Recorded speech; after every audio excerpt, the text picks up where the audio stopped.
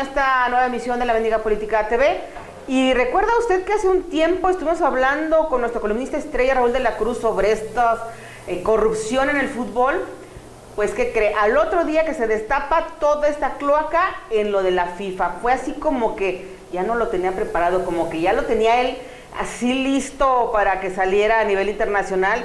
Y hoy vamos a seguir hablando de ese tema. Raúl, qué bueno que estás con nosotros. Gracias, buenas tardes por la invitación. Tremendo desgarriate, como dices tú. Sí, oye, pues ya se me hace que tú ya lo tenías visualizado, que tarde o temprano iba a tronar una cosa así. Fíjate que esto ya tenía camino andado, como se dice vulgarmente. Esta investigación del FBI tiene una serie de connotaciones muy interesantes para analizarlas, incluso a nivel internacional. Ajá. Yo decía que se escapa a nuestras posibilidades de informativas y análisis, porque al final de cuentas pues es un conflicto de carácter internacional. Yo te puedo hablar lo que yo viví y lo que a mí me consta. A ver, cuéntanos, porque yo sé que tú sabes esos entretelones, se puede decir, esas negociaciones en lo oscurito que se hace a veces en el fútbol mexicano, y que uno nada más lee en el periódico así como que lo bonito, lo que quieren los directivos que se sepa, no realmente lo que está pasando. A ver, cuéntanos, ¿tú qué sabes? Mira, por ejemplo, te voy a citar una cosa que eso sí fue real, que la viví muy cercano, que fue cuando México consiguió el torneo de la Copa Libertadores y la Copa América, que actualmente se está jugando. Hubo una serie de sobornos por parte de un promotor, no voy a decir su nombre porque lo tengo reservado para un libro. Un promotor y el entonces presidente de la Federación Mexicana de Fútbol le entregaron a Nicolás Leos, el presidente de la Federación Sudamericana de Fútbol, que actualmente tiene arresto domiciliario, le entregaron para él y para su comité directivo Rolex y aparte una suma por ahí de los $200,000 para cada uno, para cada uno, nada más porque le autorizaron la participación de México en la Copa Libertadores y en la Copa América. Un caso totalmente inédito. ¿Por qué? Porque ninguna confederación le había permitido a un país de otra confederación participar en sus torneos. Y eso a mí me consta porque yo lo vi. ¿Eso se acostumbraba, Raúl? O sea, que era muy común que los países o directivos ofrecieran eso así como para convencerte, ¿no? De que sí, voltees a vernos y nos selecciones. Claro, por supuesto, sí. Por supuesto. Está la transferencia de jugadores. A ti te dicen un monto, tú lo negocias en Brasil, en Argentina, en los centroamericanos. Dices, este jugador cuesta $2 millones, pero para el vencedor échale un $500,000, ¿no? Y entonces viene el promotor y el representante del como jugador, los moches que dicen en la política, móchate con un porcentajito de algo.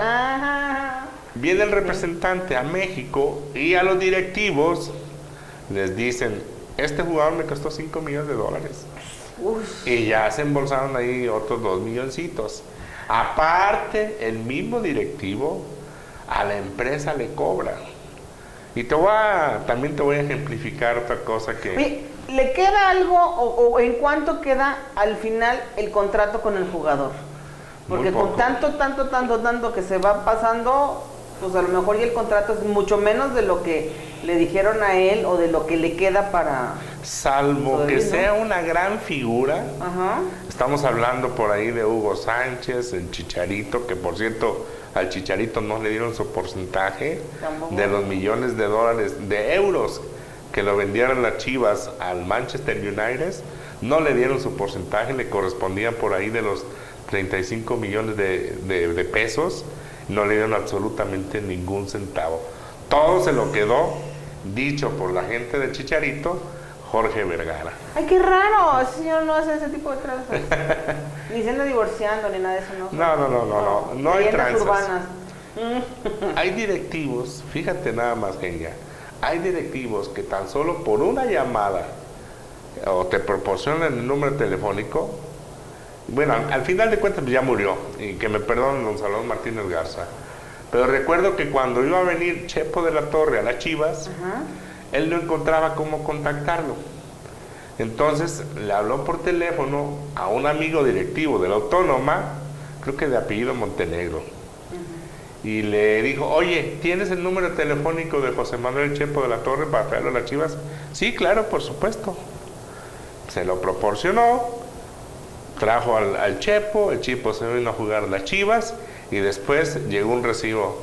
Le cobró 200,000 pesos nada más por proporcionarle el número telefónico. Eso en cualquier parte del mundo se llama corrupción, ¿sí o no? Sí, o sea, imagínate, yo ya me voy a hacer rica, cada rato me hablan para preguntarme los teléfonos de algunos políticos, voy a empezar a cobrarlos, no sabía yo que así se estilaba esta cosa. Así se estila. ¡Ay, qué emoción! Digo, los más tontos, los más estúpidos somos nosotros los periodistas. Sí, claro, sí, pues, claro. Ahí andamos. Cuando navegas con la bandera de la honestidad, porque como tú dices, te solicitan números telefónicos, ahora correos electrónicos de jugadores. O te dicen, échame la mano con fulanito, háblale bonito de mí porque me quieren correr. Ya está uno hablándoles bonito, sí, ¿verdad? Abogando por la gente. Y ahí pasándole los números telefónicos y así se va la bolita. Al final de cuentas, el más perjudicado es el jugador. Es el que menos le llegan las ganancias de su transferencia. Cosa que está prohibida, La ley federal del trabajo estipula, creo que es el artículo 296, no lo recuerdo muy bien, que el jugador, por su transferencia, por ley tiene que percibir el 35% del monto total. Y no se lo dan, pero es muy común que te amenacen, ¿no? De que no des a conocer los términos de tu contrato, si te dimos o no te dimos, porque si no te bloqueamos, ya no te dejamos que te contrate ningún otro equipo, te vetamos. O sea, ¿sí es todo eso? Sí, claro, fuerte, por supuesto. Esto, ahí está el famoso, irresponsable, corrupto e ilegal pacto de caballeros desde los directivos. Justamente lo que acabas de decir, Genia, es lo que ellos acordaron. Es el famoso pacto de caballeros. Me sonó como el Congreso, la Junta de Coordinación Política, donde hacen sus reuniones oscuritos de todo lo que hacen y que nadie puede hablar de lo que en esas cuatro paredes se trató.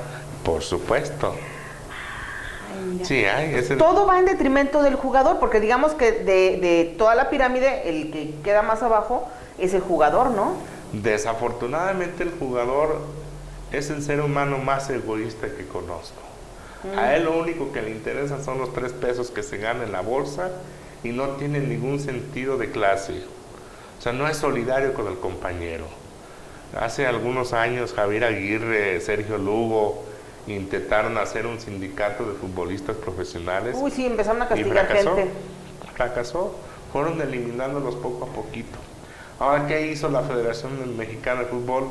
Pues los aglutinó a través de una comisión, la comisión del jugador, que pues es una bola de haraganes que no ven por el beneficio de sus compañeros de gremio y que solamente buscan la plataforma. Ahí está Sergio Bueno, el actual entrenador del Cruz Azul, que por mucho tiempo fue presidente de esa famosa comisión y se la ha pasado aquí, allá y ajullá como entrenador y no ha ganado nada. Absolutamente nada.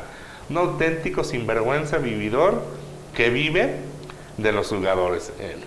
El caso en México es el único país donde se da el caso de que un dueño tiene 2 equipos cuando está prohibido por la FIFA.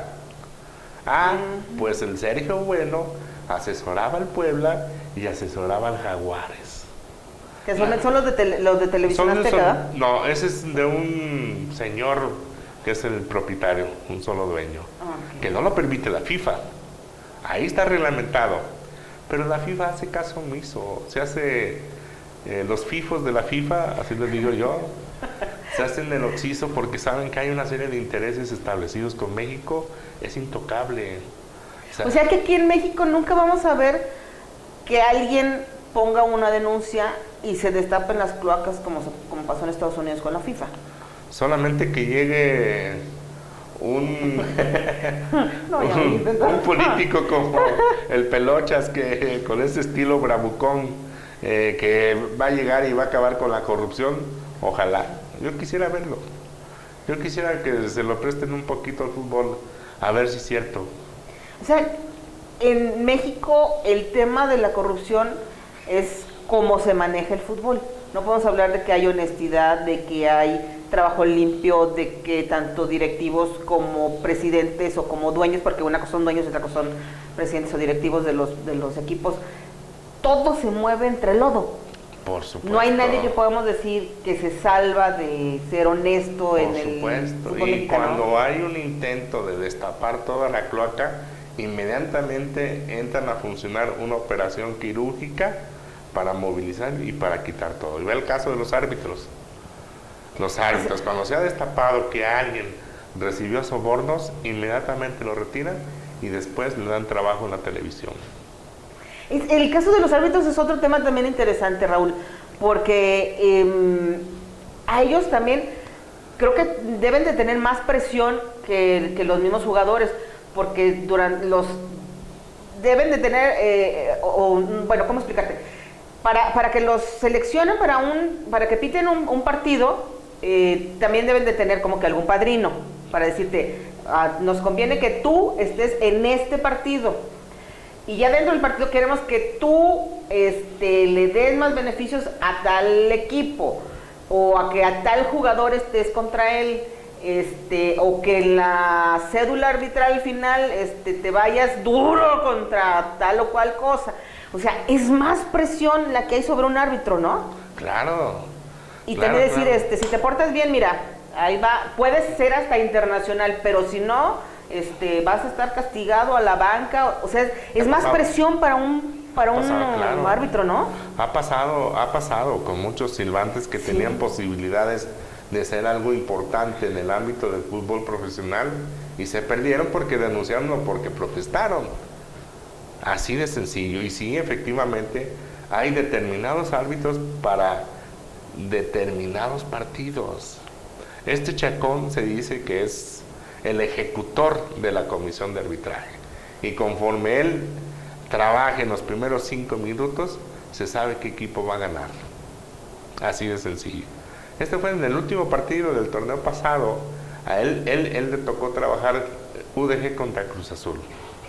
Inmediatamente se supo por dónde iba la balanza.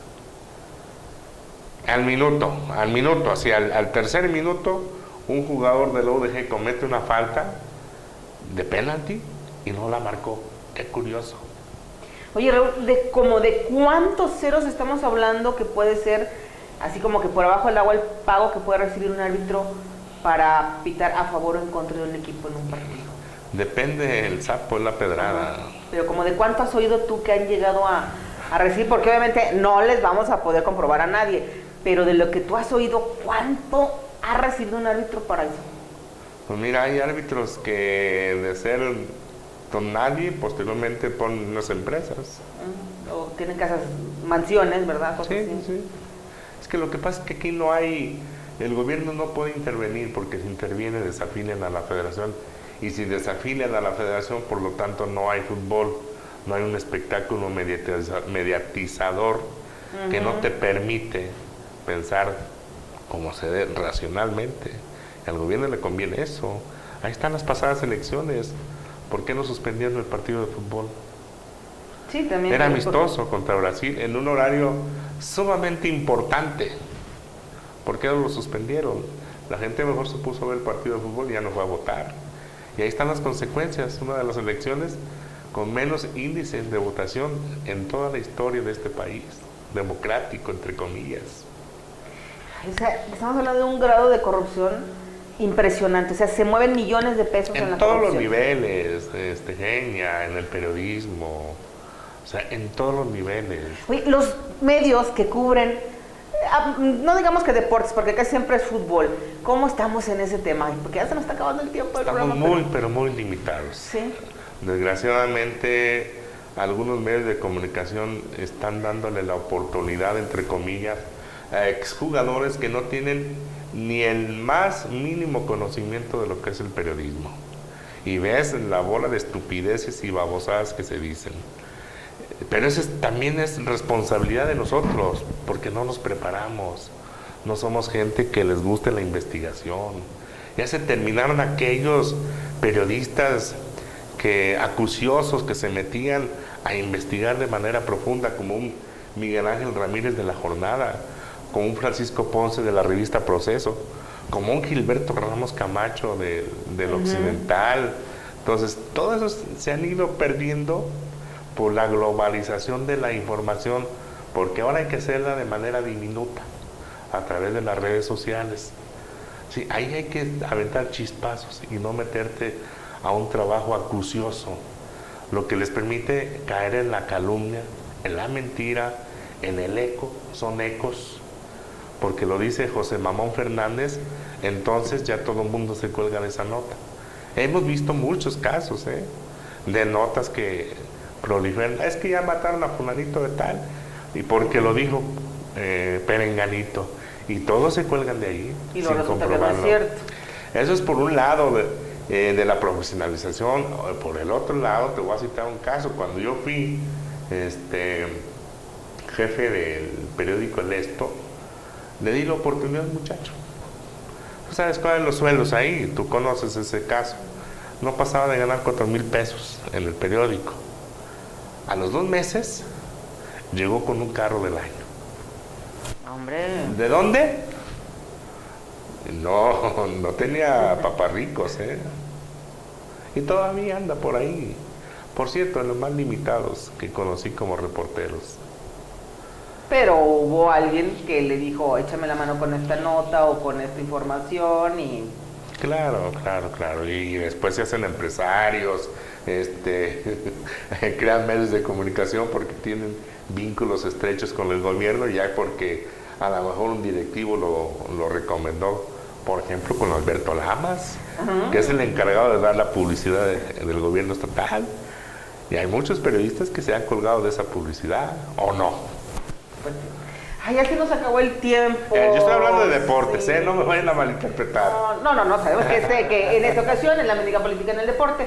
Ay, Raúl, pues muchísimas gracias por haber estado con nosotros. Vamos a seguir haciendo entrevistas para que nos sigas contando de todo esto que tú sabes que está pasando en el bajo mundo del fútbol y del deporte, porque pues también se meten podemos hablar de otros temas más analíticos, más profundos, cómo han estado involucradas las ciencias sociales en el deporte, que es un tema demasiado interesante, que desafortunadamente la gente no lo consume, porque como decimos en argot periodístico, lo que la gente quiere consumir es ver sangre. Sí. Pues muchísimas gracias, Raúl, por haber estado con nosotros, y a usted también por habernos acompañado. Gracias y hasta la próxima.